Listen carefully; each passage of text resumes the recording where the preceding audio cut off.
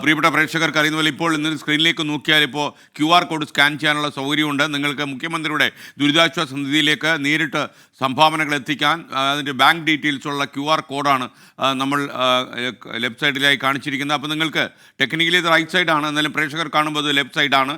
അവിടെ മുഖ്യമന്ത്രിയുടെ ദുരിതാശ്വാസത്തിലേക്ക് ഇതിലേക്ക് നിങ്ങൾ മൊബൈൽ ഉപയോഗിച്ച് സ്കാൻ ചെയ്താൽ നിങ്ങൾക്ക് ഈ ബാങ്ക് ഡീറ്റെയിൽസ് കിട്ടും.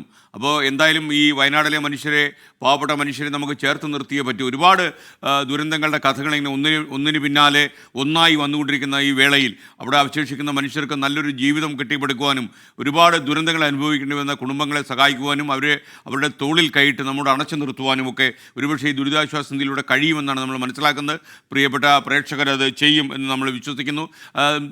തിരിച്ച് ഒരുപാട് ദുഷ്പ്രചരണങ്ങൾ ഈ കാര്യത്തിൽ നടക്കുന്നുണ്ട്. കക്ഷി രാഷ്ട്രീയം കേരളത്തിൽ ചില നേരങ്ങളിൽ ഒരു ശാപമായി മാറും എന്ന് തെളിയിക്കുന്ന ദിവസങ്ങളാണ് കടന്നു പോകുന്നത്. കാരണം നമുക്ക് ചുറ്റും ഓടിക്കളിച്ചിരുന്ന, അല്ലെങ്കിൽ നമുക്ക് ചുറ്റും ജീവന് വേണ്ടി പാഞ്ഞു നടന്ന മനുഷ്യർ കൺമുമ്പിൽ മൃതദേഹങ്ങളായി അട്ടിയടുക്കി കിടക്കുമ്പോഴും അതിൻ്റെ അപ്പുറം കടന്ന് കക്ഷി രാഷ്ട്രീയത്തിന് നിറം കലർത്തി ഓരോരോ കാര്യങ്ങൾ ചെയ്യുന്നു.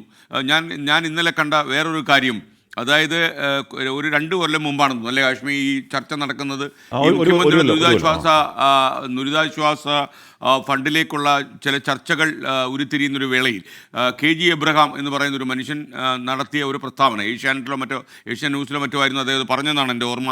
അത് ഇന്നലെ അദ്ദേഹം ഏറ്റവും മെനഞ്ഞാന്ന് ഇഷ്യൂ ചെയ്താണെന്ന രീതിയിൽ സോഷ്യൽ മീഡിയയിൽ ആ സാധനം പ്രചരിപ്പിച്ചു. KG എബ്രഹാം എന്നോട് ഫോൺ ചെയ്ത് ചോദിച്ചു, ഈ സോഷ്യൽ മീഡിയക്കാരെ കൊണ്ട് ഞാൻ തോറ്റു, ഞാൻ എങ്ങനെ ജീവിക്കും, ഇങ്ങനെ ഞാനിതൊന്നും ചെയ്തിട്ട്. അദ്ദേഹം മുഖ്യമന്ത്രിയുടെ ഓഫീസൊക്കെ അന്വേഷിച്ചു എന്നാണ് പറയുന്നത്. ഇങ്ങനെ അദ്ദേഹം ഒരു വ്യവസായി എന്നുള്ള നിലയിൽ അദ്ദേഹം മുഖ്യമന്ത്രിയുടെ ദുരിതാശ്വാസ നിധിയെക്കുറിച്ച് മോശമായി അഭിപ്രായം പറഞ്ഞു. അദ്ദേഹം ഒരിക്കലും അങ്ങനെ പറഞ്ഞിട്ടില്ലെന്ന് മാത്രമല്ല, മുഖ്യമന്ത്രിയുടെ ദുരിതാശ്വാസ നിധിയിലേക്ക് എല്ലാവരും സംഭാവന കൊടുക്കണം, ഈ നാടിൻ്റെ ദുഃഖത്തിൽ, നാടിൻ്റെ കണ്ണുനീരിൽ നമ്മളെ ഒന്നാകെ അണിചേരണം എന്ന് തന്നെയാണ് അദ്ദേഹം പറയുന്നത്. പക്ഷേ KG എബ്രഹാമിനെ വല്ലാതെ തെറ്റിദ്ധരിച്ചിട്ട് ആളുകൾ പലരും വിശ്വസിക്കുന്നുണ്ട് അദ്ദേഹം ഇങ്ങനെ പ്രസ്താവിച്ചു. പഴയ ഒരു പോസ്റ്റ് എടുത്ത ഇപ്പോഴത്തെ ആയിട്ട് ഈ ആൾക്കാർ ഈ സമയത്ത് വയനാട്ടിലെ മനുഷ്യർ എവിടെയെങ്കിലും ജീവൻ ബാക്കി കിടക്കുന്നുണ്ടോ എന്ന് തെരച്ചിലിൽ രാപകലില്ലാതെ നമ്മുടെ ദൗത്യസേനയും മറ്റുള്ള സന്നദ്ധ പ്രവർത്തകർ നീങ്ങുമ്പോൾ എങ്ങനെ ഒരു പാര കടത്താൻ പറ്റുമെന്ന് കരുതി ജീവിക്കുന്ന കുറേ വൃത്തികെട്ട മനുഷ്യരും നമ്മുടെ മണ്ണിലുണ്ട് എന്ന് പറയാതിരിക്കാൻ വയ്യ. അവരോടൊക്കെ നമ്മൾ എന്താ പറയുക?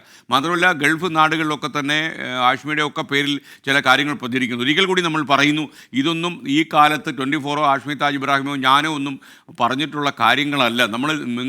നമുക്ക് ചെയ്യാൻ പറ്റുന്നവർ, ആരുടെയും മേളിലൊരു സമ്മർദ്ദമില്ല, മുഖ്യമന്ത്രിയുടെ ദുരിതാശ്വാസ നിധിയിലേക്ക് ഈ ആപൽഘട്ടത്തിൽ സംഭാവന ചെയ്യാൻ കഴിയുന്ന ആളുകൾ സംഭാവന ചെയ്യുക. തീർച്ചയായിട്ടും നമുക്ക് അത് ഭരണവർഗത്തോടോ മുഖ്യമന്ത്രിയോടോ ചെയ്യുന്നൊരു നല്ല കാര്യമല്ല. ഈ നാടിൻ്റെ ഒരു ദുരവസ്ഥയിൽ നമ്മുടെ ആളുകളെ ചേർത്ത് പിടിക്കാനുള്ള ഒരു ശ്രമത്തിൻ്റെ ഭാഗമായി നമ്മൾ കണ്ടാൽ മതി.